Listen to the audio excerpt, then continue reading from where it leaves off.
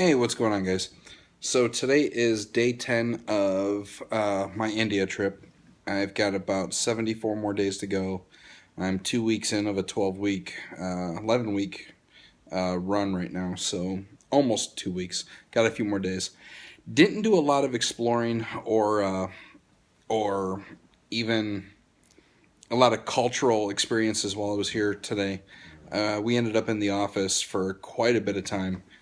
We pulled about a 12-hour shift just doing communications and consultations and etc. with our vendors. But a couple things that I've learned over the last few nights that I haven't really recorded is just some of the stuff that I've been learning and getting answers to and some exposure to from the gentleman that I'm traveling with. And one of the biggest things that him and I were discussing were some of the more some of the more, I would say, cultural differences between the two the two countries, U.S. and India. And one of the biggest things that him and I definitely would agree on is the fact that how big of a not only a service industry that India is, but how huge they are into their education and actually apply it.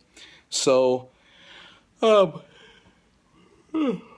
Mani was telling me about how he prepared his son for one of the second biggest engineering schools within the Indian country, and uh, how rigorous some of the exams were and their entry. And it's very interesting to me that essentially their biggest school here, IIT, India Institute of Technology, is compared to, say, Yale, Harvard, Princeton, more Ivy League. Now, granted, I haven't yet to actually try to validate this. The gentleman's given me no reason to doubt him at this point, and from the sounds of it, very, very predominantly probably right at this point. And predominantly is not the word I should be using, but again, I'm extremely exhausted. I'm getting very little sleep. I haven't adjusted completely to the time shift, and it's making things a little bit difficult for my brain to function some nights. But he was explaining to me how they approximately take about a million or so applications in a year to come into the school, and out of that, really they only have about 50,000 spots available, and they only take about 15,000 actually new students. And it was kind of crazy to me to think about that. Like, I'm sure 15,000 to one of the big schools is maybe similar or even low numbers compared to some of our schools back in the U.S., but to think that a million people apply, and because of their testing, they weed out down to the first 50,000. And out of that 50,000, they only take another 15 that actually be given offers to come to the school. And Mani's son was one of them. However, even though he was one of the, in that, 15,000 that was available, that he didn't get he would, because he still wasn't even the top, 1% of that group, that he would have never got the classes that he wanted for more electronical engineering than another form or another branch of engineering. So he actually passed up on their top school and is going to their second highest school here in the country. And it's crazy to me, to think, yeah, all these people are here, and even in their top schools, they're not going to get the education they want, or the and I guess not going to college, and I don't even know totally where I'm going with this, but not going to college myself, I never really understood the whole I can't get my classes, or I've got to wait because I didn't sign up in time.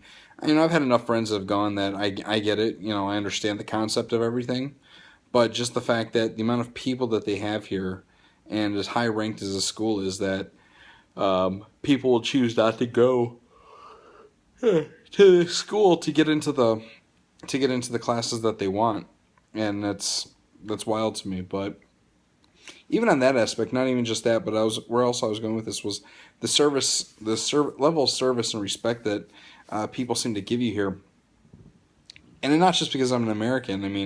Granted, I get people give me a lot more attention because I stick out a lot more. But I sit here and I watch during dinner how everyone here is treated, and going to the hotels, and even in when we're back in Mumbai and some of the real small shops, like everybody just has this ultimate respect and service for the people that they're dealing with and talking to.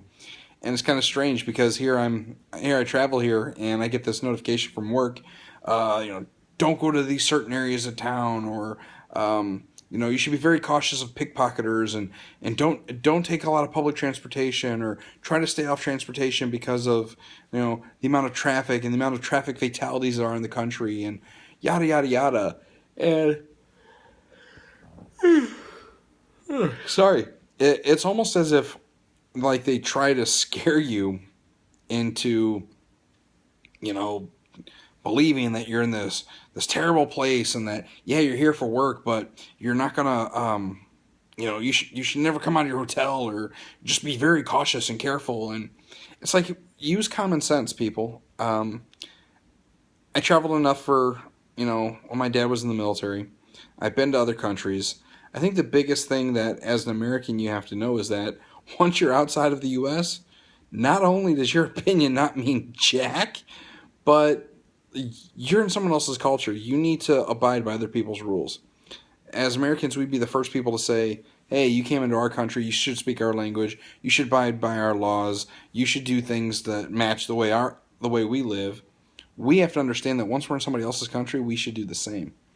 And so it goes back to the serviceability, right? Because people here are just they want to take care of everyone, and they want to do well by everybody, and you don't see that in the U.S. You really don't. I mean, you've got people here that are absolutely ecstatic just to help you, to be working. They are happy to have a job. They're proud to be working for what little they're earning. And you see these people, you give them, I'm not going to say this exuberant tip, or I'm not trying to like talk down on anybody, but let's just quick conversion here. It's 60 Indian rupees for every American dollar. And I can take a cab ride for about 20 minutes across town to the nearest major mall, westernized mall, and it costs me 165 rupees, so just over $2.50. And I'll give the driver like 100, maybe 200 rupees tip, just depending on, if the guy's being, chatty and cool, or understand, really patient with me, that it's hard for me to explain where I want to go. And I mean, these people, I had one of the rickshaw drivers actually like get out of the cab and shake my hand the other day because I gave him a 200 rupee tip on a 300 rupee ride, because he was one of the only cabbies or even rickshaw drivers that was willing to take me from the mall back to the hotel, because it was in massive traffic at night and it took like 30 minutes to get there.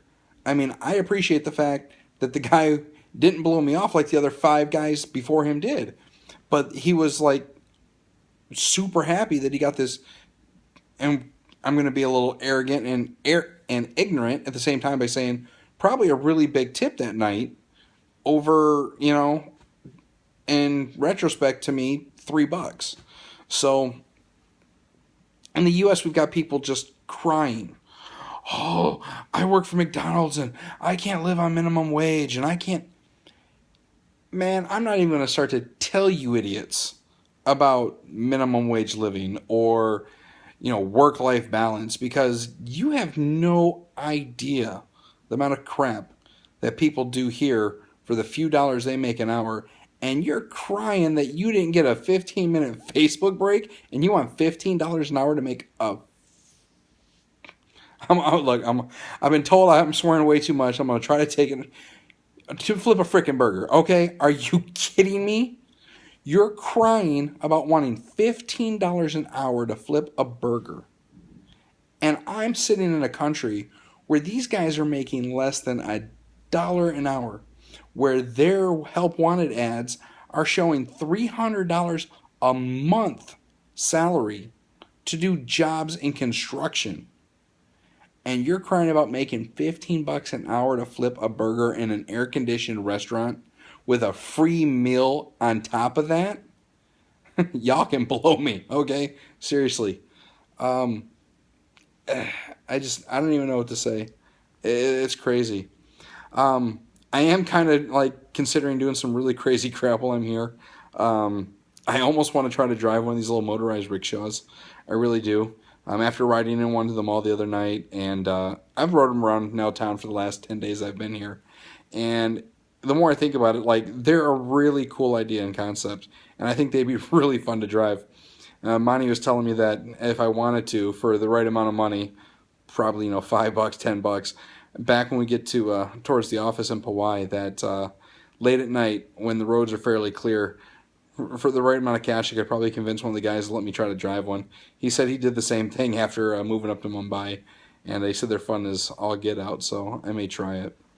But so yeah, not a lot of really fun, cool cultural things to share with you tonight. I didn't get to do a whole lot of exploring, but I will say that I have been having an absolute blast uh, just being here. I mean, it's such a difference, but it definitely makes me realize that half the crap that we have in America is just over the top.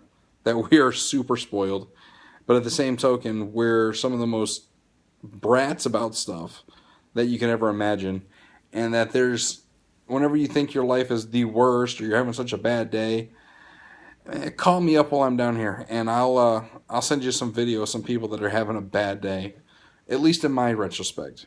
Now, and again, after speaking with Monty, um, a very different outlook on life and realizing that you don't need a lot of things to be happy in life. You really don't. And he explained how a lot of the people here have this just almost inner peace to themselves, just knowing that they're living and they're here and they're doing things for others as well as themselves. And so my message is back to all the people at home. When you think you're having a rough day, pull your head out your butt. Seriously, because I mean, there's worse scenarios to be in.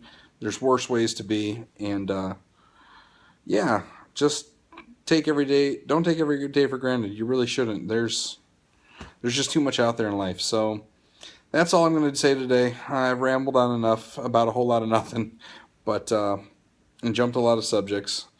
But tomorrow, hopefully, we'll be able to get out and explore some of the town. And I give you guys maybe some cool updates from Chennai while we're here. Otherwise, once I'm back in Mumbai, I'll definitely get out and be able to share a whole lot more, some more cultural stuff with you. But for now, I'm going to bed. Catch y'all in the morning. And subscribe, share the videos, click on them, and I'll keep them coming. Yes, I know they're not as daily as I keep saying they're going to be. At least I'm doing daily recordings, and when I get a chance to actually get internet and upload them, you guys will be able to catch up with everything that's been going on here. So until the next upload, I'll keep recording, and I will see you guys back in the States in about 74 days. Night.